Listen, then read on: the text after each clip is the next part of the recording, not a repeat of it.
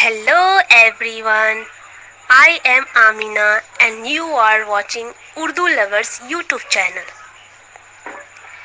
In this video, I will discuss about important topics of WBPSC PT exam, from where questions are asked every year.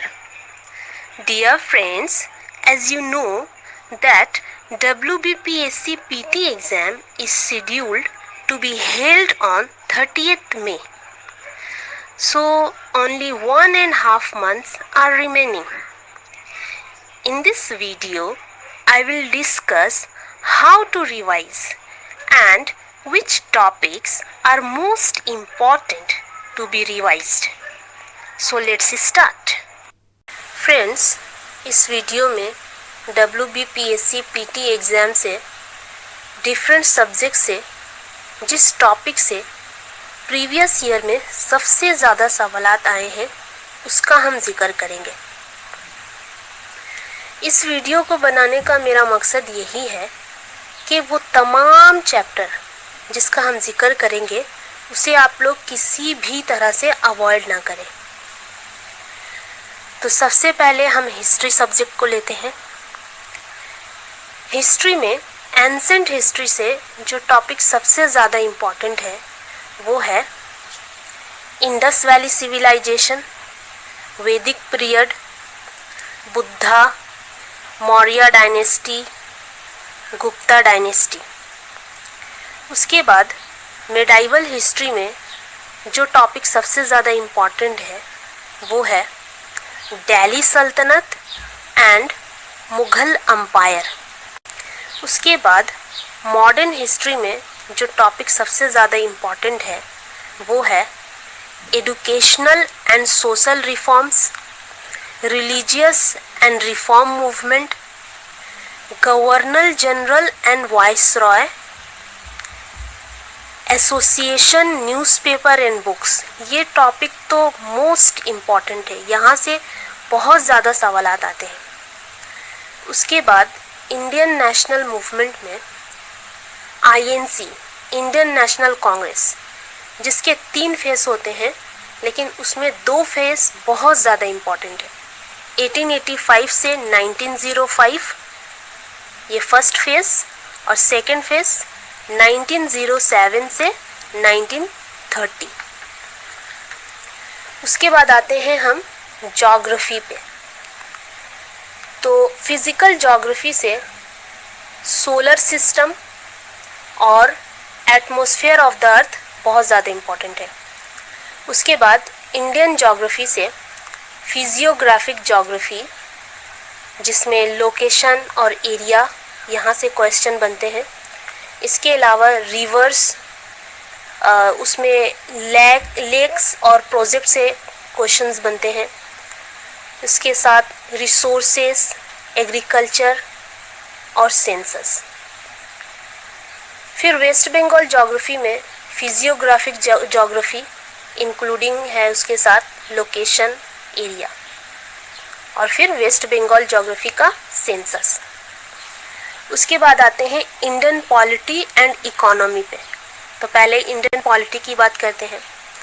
Indian polity में जो topic सबसे ज़्यादा important है वो है framing of the Indian constitution, parliament, executive, जिसमें president, vice president की बातें की जाती है, वहाँ से क्वेश्चंस आते हैं।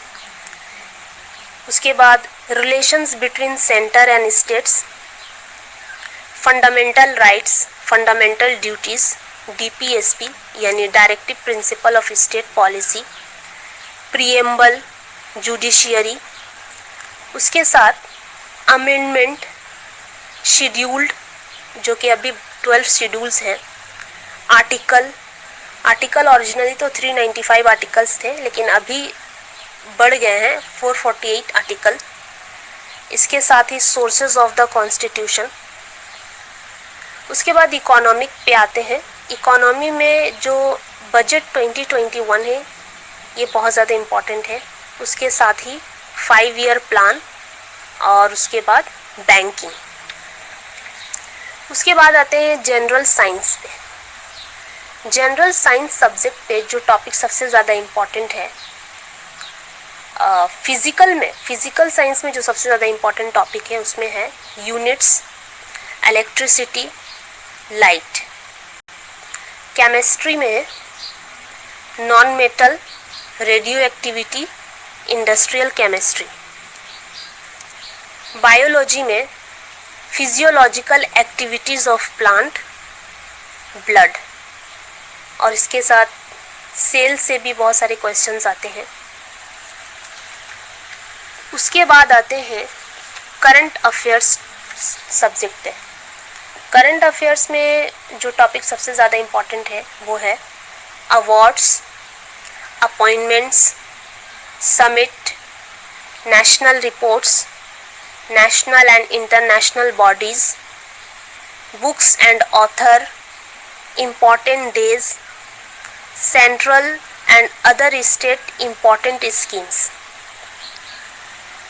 उसके बाद आते हैं इंग्लिश सब्जेक्ट पे। इंग्लिश सब्जेक्ट में जो सबसे ज़्यादा इम्पॉर्टेंट टॉपिक है वो है synonym and antonym, preposition, fill in the blanks. Grammar से भी बहुत सारे क्वेश्चंस पूछे जाते हैं। ग्रामर में सबसे ज़्यादा इम्पॉर्टेंट टॉपिक है टेंस, एक्टिव, पैसिव, नरेशन। उसके बाद आते हैं जनरल मेंटल एबिलिटी में। तो जनरल मेंटल एबिलिटी से रीजनिंग और मैथ का पोर्शन होता है। रीजनिंग में odd one out, series, ranking, blood relation, coding, decoding. और मैथ में जो सबसे ज़्यादा इम्पॉर्टेंट टॉपिक है वो है number system, time and distance, average. तो ये था हमारा इम्पॉर्टेंट टॉपिक से रिलेटेड वीडियोस। शुक्रिया।